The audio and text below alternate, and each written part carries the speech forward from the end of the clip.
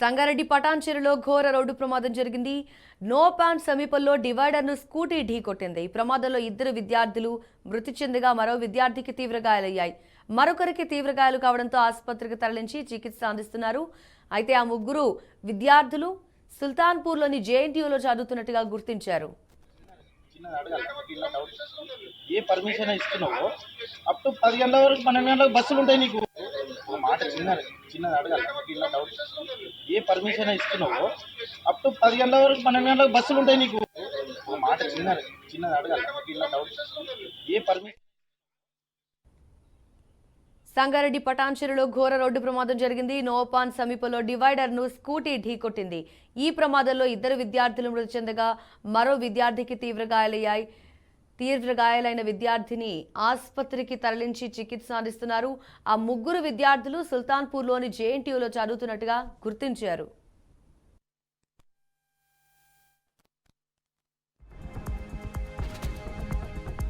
You have a new message.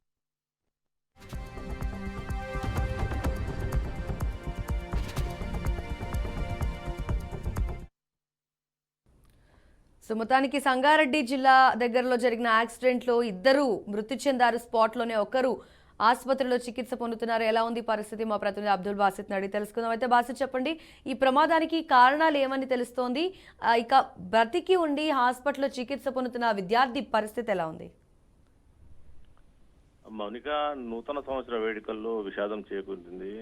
ఈ జేఎన్టీలో చదివే విద్యార్థులు హాస్టల్ అవుట్ తీసుకొని నిన్న సాయంత్రమే 7 గంటలకు బయటికి వెళ్ళినట్టు సమాచారం అందుతుంది. ఆ హాస్టల్లో ఉండే ఈ ముగ్గురు విద్యార్థులతో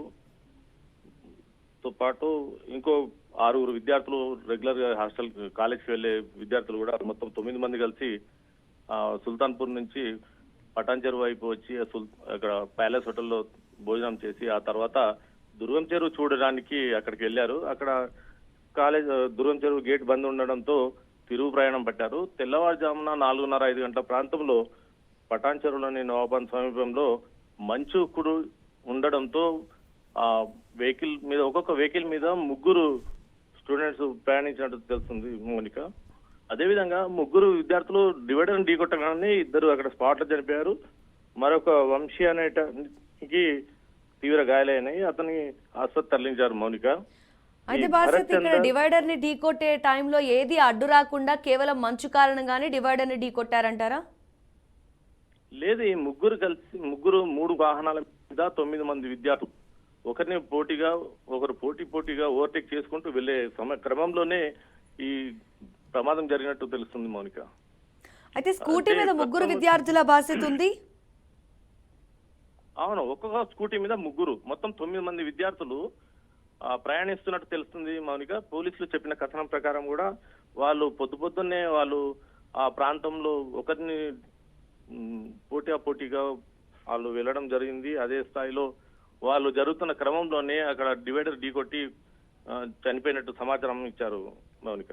అయితే ఇక్కడ కాలేజ్ యాజమాన్యం కేవలం అవుట్ పాస్ ఇవ్వడానికి, ఈ 9 మందికి పర్మిషన్ ఇవ్వడానికి కేవలం వీళ్ళు డిన్నర్ చేసి వస్తా అని చెప్పారా, లేదంటే ఏదైనా స్పెషల్ పర్మిషన్స్ తీసుకున్నారా?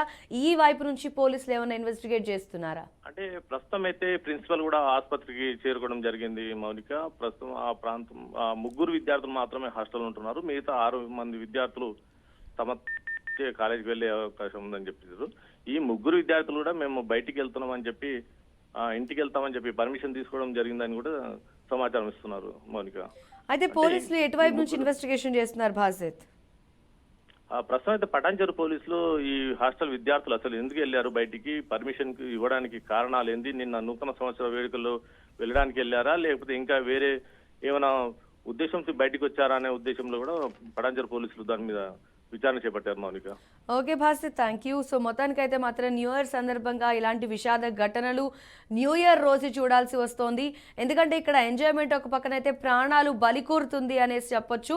జాగ్రత్తగా ఉండాల్సిన టైంలో విద్యార్థులు ఇలా చేయడం, లేకపోతే ఎవరైనా సరే ఈ డ్రంక్ అండ్ డ్రైవ్ కావచ్చు, లేకపోతే ఈ పొగ మంచులో డ్రైవింగ్ చేసి వాళ్ళ ప్రాణాల మీదకి తెచ్చుకుంటున్నారనే చెప్పాలి.